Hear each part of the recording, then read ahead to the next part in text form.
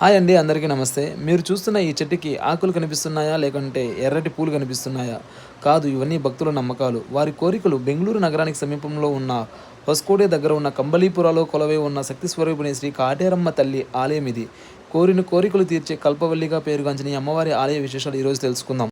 ఈ ఆలయం బెంగుళూరు నుంచి చింతామణి వెళ్లే రూట్లో హొస్కోట దాటాక సులేబెలే రోడ్లో ఉంటుంది. ఇక్కడ అమ్మవారి అత్యంత శక్తివంతమైన గ్రామదేవతగా పూజలు అందుకుంటున్నారు. ముఖ్యంగా కొత్తగా వాహనాలు కొన్నవారు, పెళ్లి కానివారు మరియు సంతానం కోసం ఎదురు చూసే దంపతులు ఇక్కడ వేల సంఖ్యలో వస్తుంటారు. మనం గట్టిగా సంకల్పం చేసుకొని అమ్మవారిని దర్శించుకుంటే అది ఖచ్చితంగా నెరవేరుతుందని ఇక్కడ భక్తుల ప్రగాఢ విశ్వాసం.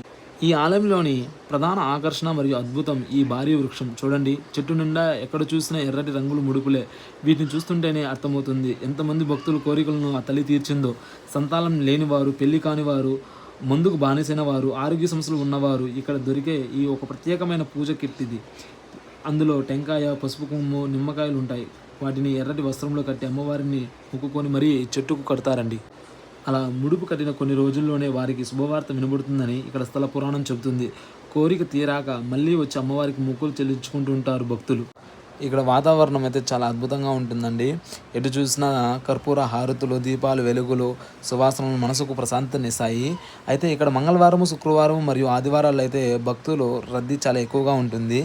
మీరు కూడా ఒకసారి వచ్చి అమ్మవారిని అయితే దర్శనం చేసుకోండి. చూడండి ఎంతమంది ముడుపులు కట్టారో.